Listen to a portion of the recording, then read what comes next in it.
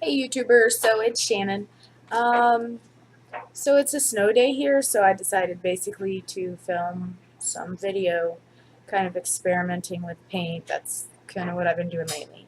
Um, I had a YouTuber suggest and ask if I could use eyeshadow because I use the pigments that I use for my eyeshadows um, in my actual paints and stuff that I make. So what I did, guys, is I picked up some eyeshadows from the Dollar Tree because this is an experiment, so if it doesn't turn out, I don't want to be out a whole lot of money. Um, so what I did is I found these eyeshadows, and the reason, so I found this, it's an NYC, New York color, I guess, eyeshadow, and it's, I don't know what color it is, it doesn't say. But I checked the ingredients on all of these to make sure that they all include a mica. And they also have ultramarines, carmine, and some other stuff, which is what you use to make paints, basically. So I got that, and then I noticed these others, and they're called baked eyeshadow. At this point is not to make large batches of these. I'm only using the 120 milliliter tubes that I have. And I don't, like I said, I just don't want to waste a lot of money. I have this big, giant thing I got. I get it from Dick Blick. That's their acrylic gel medium. It's got a gloss shine, I believe, to it, so I have a matte medium, but since these are sparkly, I felt the gloss would probably be the best choice for my acrylic monomer. So, anyways, we're going to start and we're going to play turn these into paint, which I'm pretty sure we can. I don't know how pigmented it's going to be. So, that's the other reason for just doing a little bit, is because then I'll get a greater level of pigmentation because there's more mica and stuff, rather than the binders and stuff that you use in eyeshadow to make it adhere to your eye.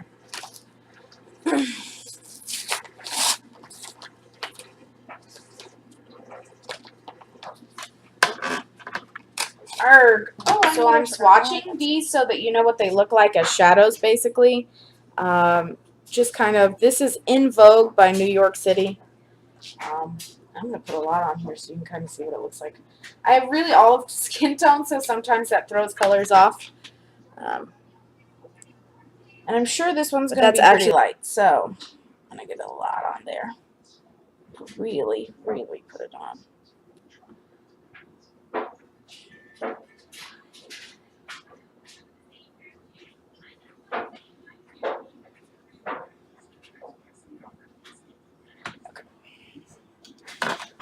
So the bottom one is, let's see if you can see that.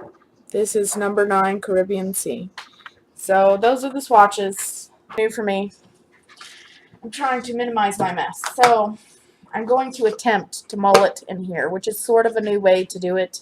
But in theory, it should work, I say. Ideally, a molar would really help in here. But or like a pestle, mortar and pestle, the grinder, but I'm not getting my grinder messy for this. I'm sorry. I was like, if you guys know of a good place to buy a cheap one, let me know so that I can just get them and do them this way. It minimizes the mess a lot. So what I'm going to do basically is, I'm just going to pull this out, I guess. I've made pressed shadow. I've never actually taken it out of the thing, but so this is very different. So what I'm going to do, if y'all can see in there, I really hate this. I'm not very good at figuring out where the camera is located. So as you guys can see, I hope, there is, basically this is the eyeshadow In Vogue from New York City, NYC, that I bought from the Dollar Store. It's a little clumpy, so I'm going to try and break it up further. So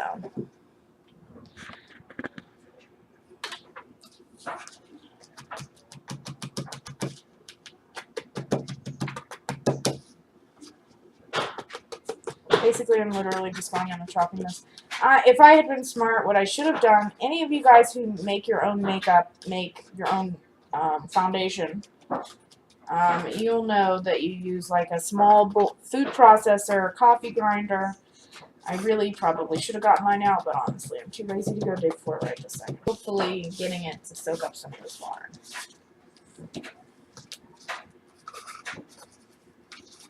I need an even smaller one of these, I think, or like a little palette knife would be fabulous. Okay, so, and this is a matte color too, I guess I should say that. A matte. M-A-T-T-E. So,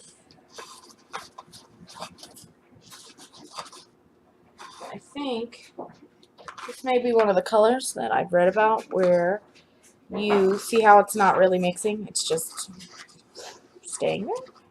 So what I need to do is I need to add some alcohol to it in order to better dissolve it, and then it will mold with the water.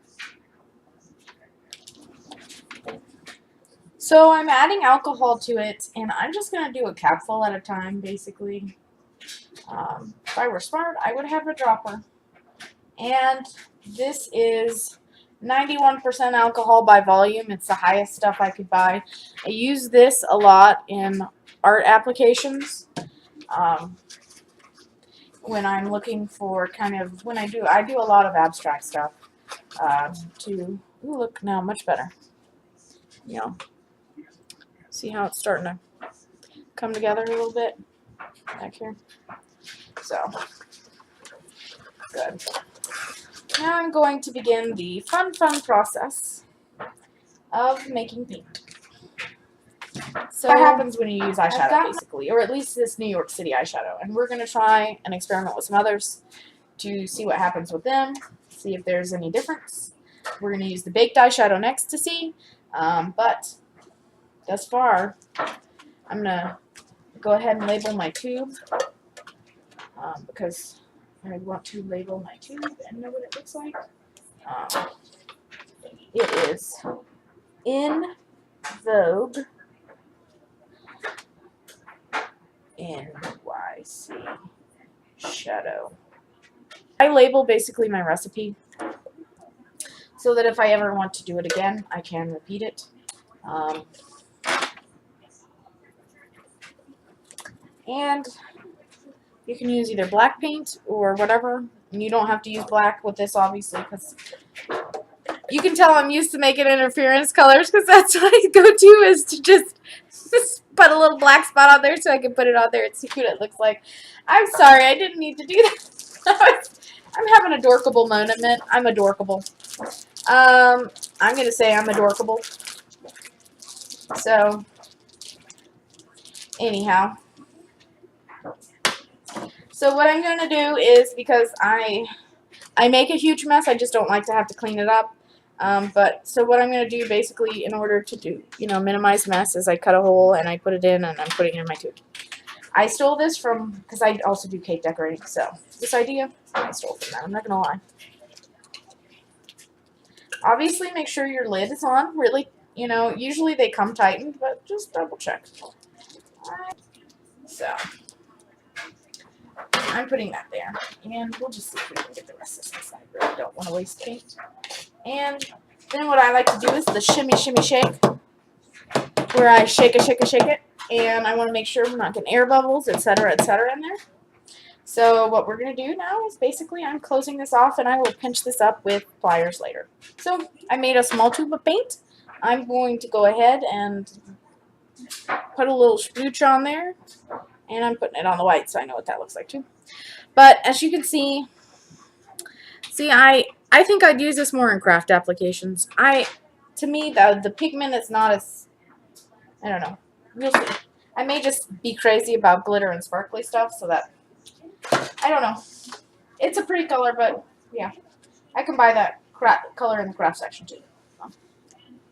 Anyways, I'm not sold on this, I guess. I'm doing it with eyeshadow. But on to the next experiment. Yeah, I knew you were in there. So that's the deal. Check it. That's the paint colors to go with the swatch. So you can do it. I don't like it. I'm sorry. They are pretty. They are nice. I don't know. I think they're just so different. And like these are not coming together as well as I would hope in terms of mixing. So you can do it. I actually really like this light blue.